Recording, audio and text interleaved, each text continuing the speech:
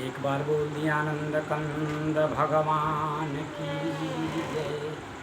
कर्म प्रधान विश्व करि राखा, जो जस करई सो तस फल चाखा। यद्यपि तुलसी बाबा ने ऐसा लिखा, लेकिन यह देव गुरु बृहस्पति का वाक्य है कि कर्म प्रधान विश्व करि राखा, जो जस करई सो तस फल चाखा। अपने कर्मों का ही फल संसार के सभी जीव भोगते हैं। इसमें किसी को कोई सुख और दुख का दाता नहीं होता, क्योंकि अध्यात्म रामायण में ऐसा कहा है कि दुखस्य सुखस्य हेतु कह कस्य, कह कस्य हेतु दुखस्य। कौन किसके सुख का हेतु है, कौन किसके दुख का कारण है। यानी कोई किसी के दुख का कारण नहीं होता और कोई किसी को सुख नहीं दे सकता। स्वपूर्वार्जित कर्मैव कारणम सुख दुखस्य।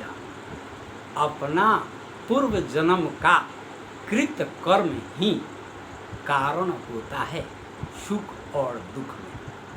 सुख और दुख का हेतु अपना किया हुआ कर्म होता है। इसके लिए भर्तृहरि ने कहा कि जिस इंद्र को नेता माने गुरु बृहस्पति हो, जिसका वाहन ऐरावत हो, जिसका रक्षक हरि हो, जिसका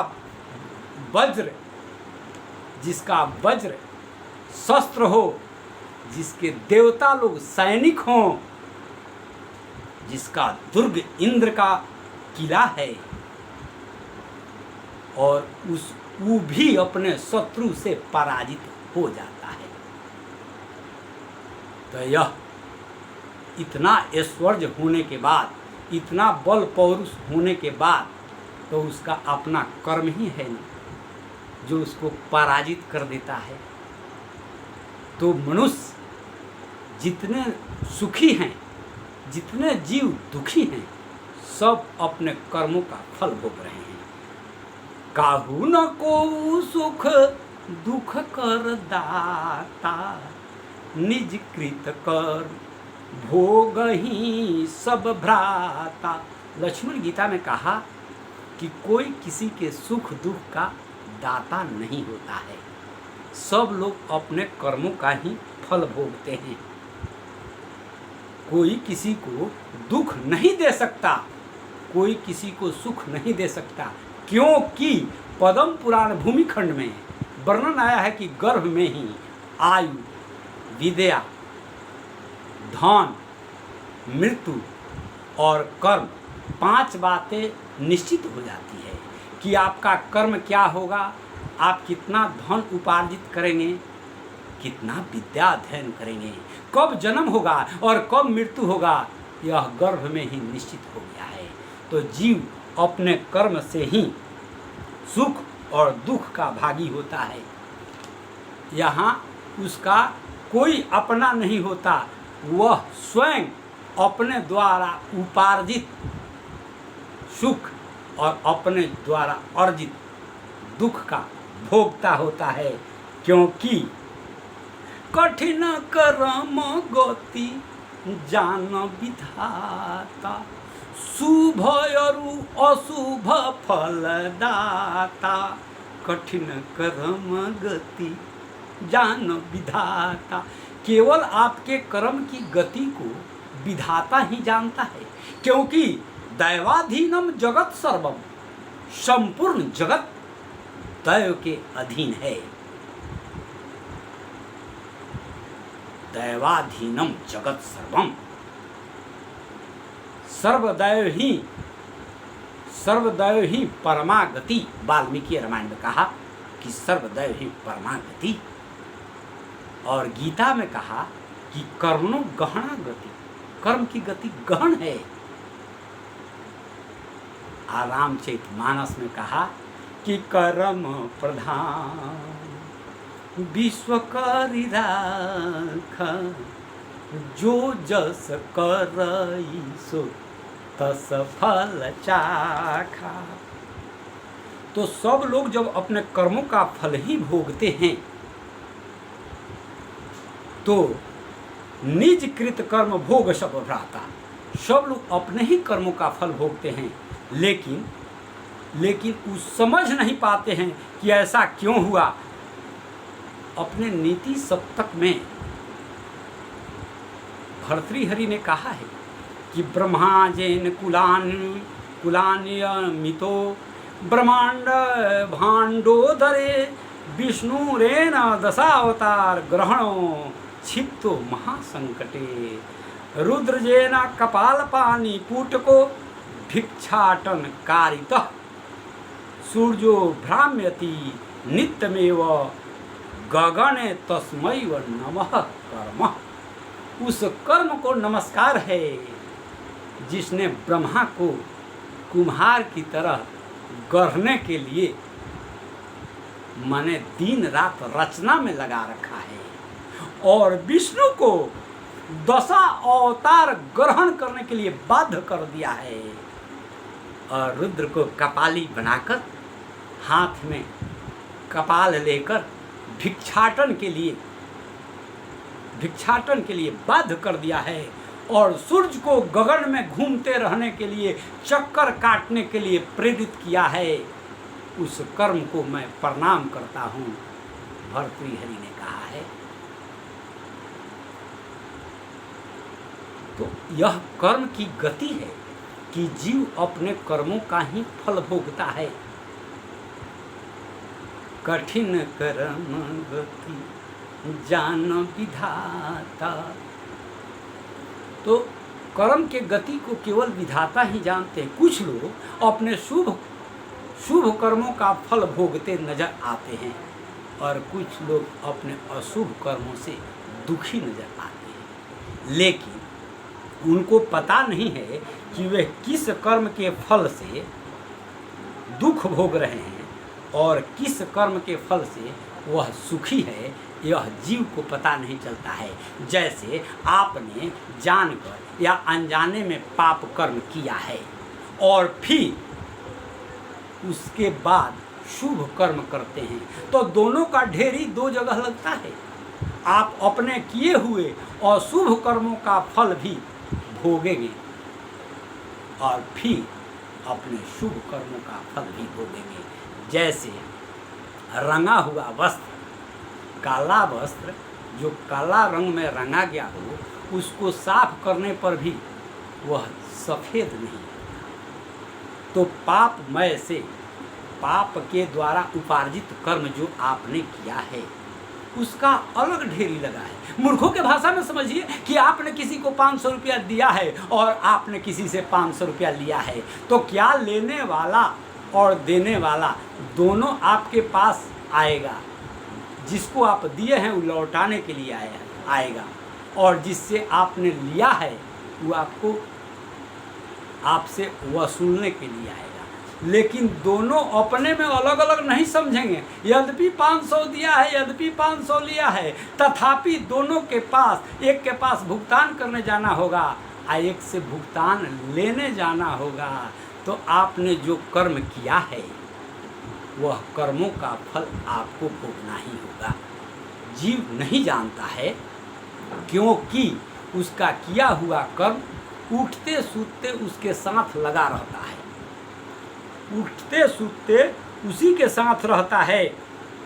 महाभारत शांति पर्व में इस विषय में पराशर जी के और भीष्म पितामह के कुछ वाक्य हैं।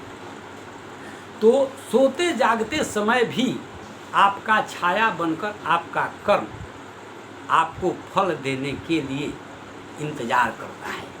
जैसे ही अवसर प्राप्त होता है, जैसे ऐसे समझिए कि फल और फूल उगने के लिए तत्पर रहते हैं, किसी को कहना नहीं पड़ता, सुअवसर पाकर फल और फूल उदित हो जाता है। वैसे ही आपके शुभ कर्मों का फल भी समय का इंतजार करता है, समय आते ही उदित हो जाता है।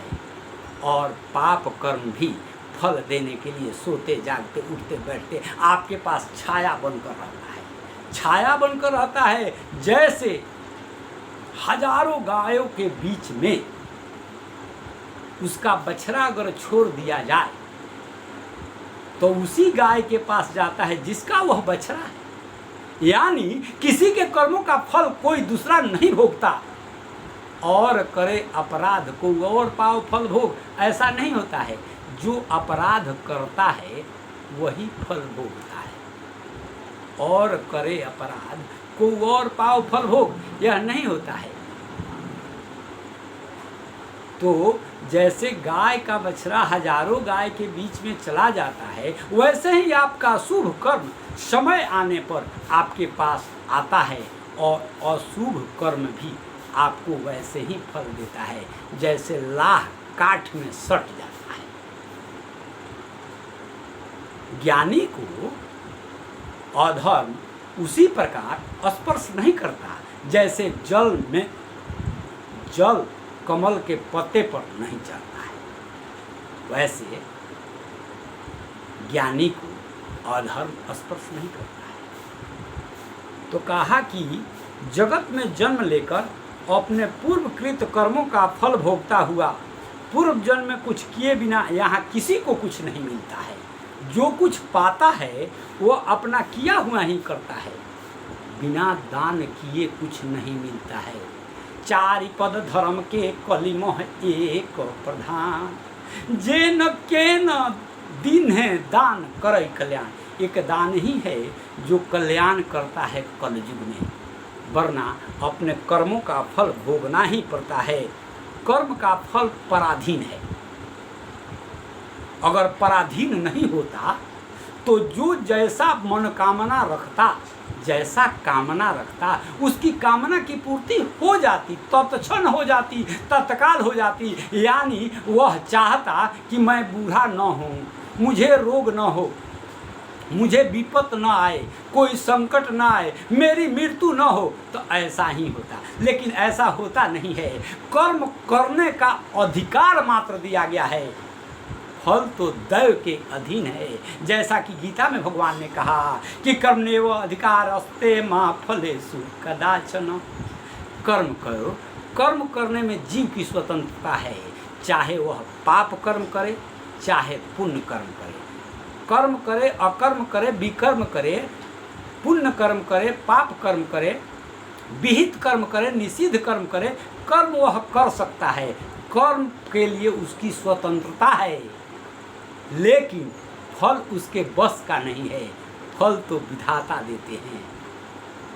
पूर्व जन्म कृत कर्मैव कारणम, पूर्व जन्म का किया हुआ कर्म ही शुभ या अशुभ फल देता है। और बिना किसी के आशीर्वाद के कभी लंपट लोगों को भी बहुत सारी सुविधाएं मिल जाती है, जैसे सुंदर पुत्र, धन, संपत्तियां, सुंदर पत्नी उसको प्राप्त हो जाता है।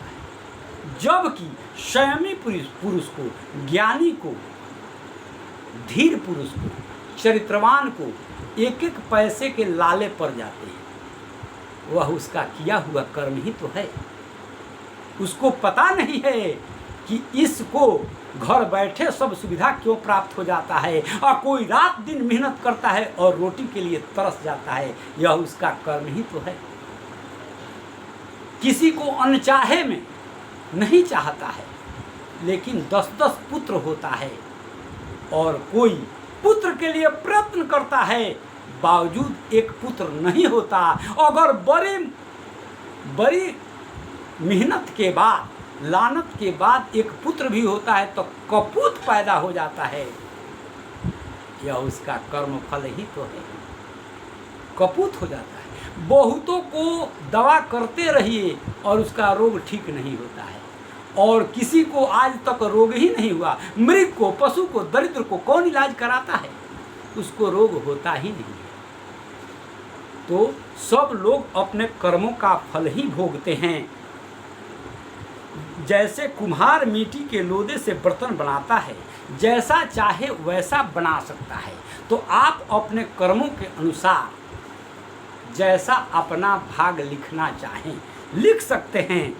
पूर्व जन्म में और शुभ कर्मों का अनुष्ठान किए बिना यहाँ किसी को कुछ मिलता ही नहीं है, किसी को कुछ नहीं मिलता है।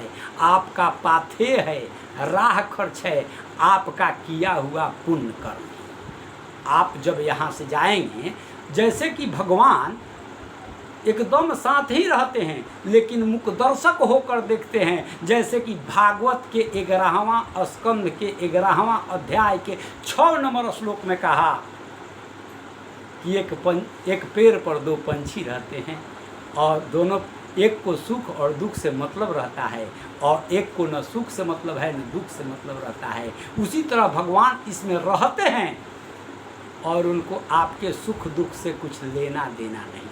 ज्ञानियों का भगवान तो निरुपद्रवी होते हैं, कुछ करते ही नहीं। ज्ञानियों का भगवान से कुछ आशा ही मत रखिए। कर्मकांडियों के भगवान हैं तो व्यवसायी हैं, बनिया हैं।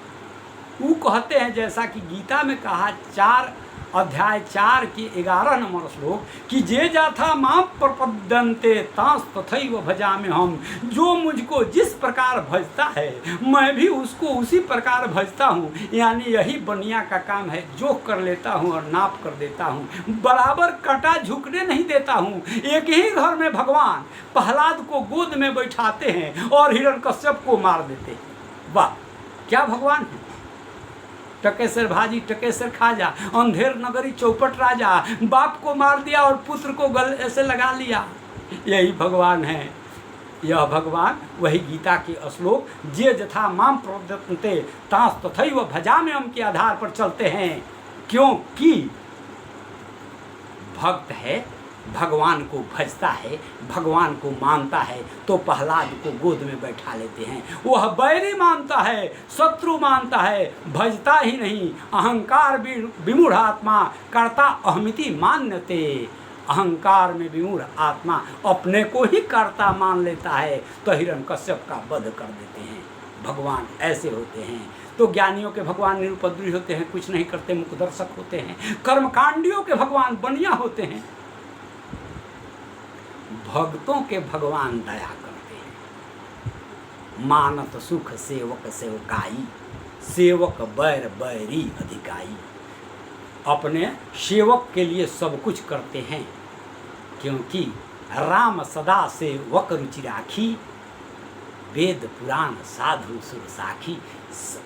तो भक्तों के भगवान दया करते हैं, कृपा करते हैं, बाकी नहीं करते। और करे अपराध को और पाओ फल भोग। दशरथ जी को एक प्रश्न हुआ था राम वनगमन के समय कि कोई और अपराध करे और कोई और पाओ फल भोग, कोई दूसरा फल भोगता है, ऐसा कैसे? मैंने केकई को वर दिया, राम को वनवास क्यों हो गया? यह उनका सवाल था। लेकिन उनके सवाल का उत्तर उस समय भगवान नहीं दिए। लेकिन 6 दिन के बाद जैसे ही सुमंत घूमकर आते हैं और देखे कि राम नहीं लौटे, हा रघुनंदन प्राण प्रीते, तुम बिनु जियत बहुत दिन बीते। कहते कहते उनको तापस अंध साप सुधि आई, कौशलहि सब कथा सुनाई। उनको अंध तापस साप सुधि आई। उस तपस्वी, उस अंधे तपस्वी की श्राप की सुधि आ गई, जो श्रवण के माता पिता ने उनको श्राप दिया था। यानी भगवान यूं कहिए कि और करे अपराध को और पाओ फल भोग। जो इनका प्रश्न था, उस प्रश्नों का उत्तर 6 दिन के बाद उनके मानस पर अस्थिर कर दिए कि मानस पटल पर यह अंकित हो जाए कि किस अपराध का फल किसको कौन कहाँ भोग रहा है। आपको क्यों राम से बिछुड़न हो रहा है, राम विरह में क्यों मरण हो रहा है, यह आपका कर्म ही तो है। तो कहा कि मानस पटल पर अंकित कर दिया, बिना किसी को बताए राजा स्वयं बयान करते हैं अर्धरात्रि के समय, तापस अंध साप सुधि आई, कौशलहि सब कथा सुनाई। और कौशल्या को कथा सुनाने लगे कि हे कौशल्य, तुम नहीं जानती हो, जब मैं कुमार दशरथ था उस समय मुझको यह प्रसिद्धि प्राप्त हो रही थी कि कुमार दशरथ शब्द वेद ही जानते हैं। और मैंने शिकार करने की इच्छा से जंगल में गया और वहाँ एक पशु के पानी पीने का आवाज़ हमको समझ में आया। यद्यपि धोखा हो गया, वह पशु नहीं था, लेकिन शब्द वेदी की प्रसिद्धि में मैंने बाण चला दिया और मेरे बाण से एक तपस्वी मारा गया जिसका नाम श्रवण कुमार था। जब मैं गया तो वह बाण लगा है और उसका प्राण कंठगत है, खून से लथपथ है और वह विकल हो रहा है कि मैंने किसी का क्या बिगाड़ा है, मुझ निरपराध को किसी ने बाण क्यों मारा, मैंने क्या किया था, मैं अपने माता पिता को जल पिलाने के लिए आया था, इस अवसर पर किस अभागा ने मेरा प्राण हरण कर लिया। एक ही बाण से 3-3 प्राण जा रहे हैं, चूंकि मैं मर रहा हूं और मेरे माता पिता प्राणी के बिना मर जाएंगे और विछोह में मर जाएंगे, पुत्र के शोक में मर जाएंगे। वासुदेव जरा कष्टम कष्ट जीव दरिद्र जीवनम पुत्र शोक महाकष्टम कष्टेतर कष्टम क्षुधा, और पुत्र शोक से माता पिता मर जाएंगे। जिसने भी बाण मारा है वह जरूर पापी होगा। तब तक मैं वहाँ गया और उसका बयान सुन रहा था। मेरा कलेजा कांपने लगा कि यह अनर्थ कैसे हो गया। मैं अगर बाण निकाल लेता हूँ तो प्राण छूट जाएगा, अगर नहीं निकालता हूँ तो यह तृप्ता रहेगा तपस्वी। कहा कि मैं ब्राह्मण नहीं हूँ, मैं ब्राह्मण नहीं हूँ, मैं शूद्रा के गर्भ से वैश्य पिता द्वारा जन्म मेरा हुआ है। आप मेरा बाण निकालिए, मेरा प्राण छूट जाएगा तो जाने दीजिए, लेकिन आप ही घड़ा का जल लीजिए और मेरे माता पिता को पिला दीजिए, उनको यह संदेश सुना दीजिएगा। ऐसा जब तपस्वी ने कहा तो मैंने जल का घड़ा लिया और इनका बाण निकाल दिया। इनका जल का घड़ा लेकर उस अंधे माता पिता के पास पहुंचा।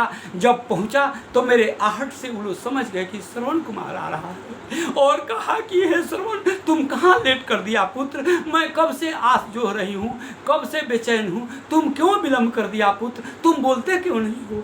जब बोलते क्यों नहीं हो कहा, तब मैंने कहा कि मैं आपका पुत्र श्रवण कुमार नहीं, मैं कुमार दशरथ हूँ, मैं अयोध्या का राजा हूँ और भूल से मेरे ही बाण से आपके पुत्र का वध हो। उन्होंने कहा कि हे रघुवंशी छत्री, अगर तुमने अपने मुंह से अपना दोष बयान नहीं किया होता तो आज तेरे मस्तक के 100 टुकड़े हो जाते, और अगर तुमने जानबूझकर ऐसा किया होता तो मेरे श्राप से तेरे रघुकुल का सर्वस्व नाश हो जाता। लेकिन तुमने अपना अपराध सकार लिया, तो मुझको वहाँ ले चलो जहाँ मेरा ये लोक का लौकिक पुत्र तृप जहाँ मेरा पुत्र तड़प रहा है, जहाँ तुम बाण मारे हो वहाँ ले चलो। मैं अपने मूर्छित पुत्र चाहे मृत पुत्र का भी मुख देख का दर्शन कर लूँ। वहाँ जब ले जाते हैं तो वहाँ ले जाते समय उनके अपने पुत्र के शरीर पर लोटपोट होते हुए उन्होंने भी अपना प्राण त्यागने के पहले एक कठिन श्राप दे दिया। कहा कि जैसे मैं पुत्र वियोग में अपना प्राण छोड़ रहा हूँ, वैसे ही आपको भी अपना पुत्र वियोग होगा और पुत्र वियोग में ही तुम्हारा मरण होगा। और आज यही साप तापस अंध साप सुधी आई। आज राजा दशरथ को यह अपने पापों का, अपने किए हुए कर्मों का, पूर्वकृत कर्मों का दैव योग से संयोग बना है कि राम जी ने इनको मानस पटल पर स्वयं बयान करने के लिए रख दिया है कि और करे अपराध को और पाओ फल भोग। यह कैसे हो सकता है कि कोई अपराध करे और कोई फल इसका भोगे, ऐसा नहीं होता है। तो अति विचित्र भगवंत गति को जग जानइयो। तो भगवान की अति विचित्र गति है। जब शुभ समय आया तो उनको यह इंगित कर दिया कि यही कारण था पुत्र वियोग का। और राजा इस गलानी में गल रहे थे कि वह श्रवण के माता पिता अपने इहलोक के पुत्र के लिए पुत्र वियोग में प्राण त्याग दिया। अब मैं तुम कह मुनि कहीं राम चराचर नायक कहीं, और चराचर नायक पर ब्रह्म को मैंने पुत्र रूप में पाया है और उनके वियोग में भी यह प्राण बचा रहे तो मुझ जीवन को धिक्कार है। यही गलानी को सहते हुए राजा ने भी अपना प्राण त्याग दिया।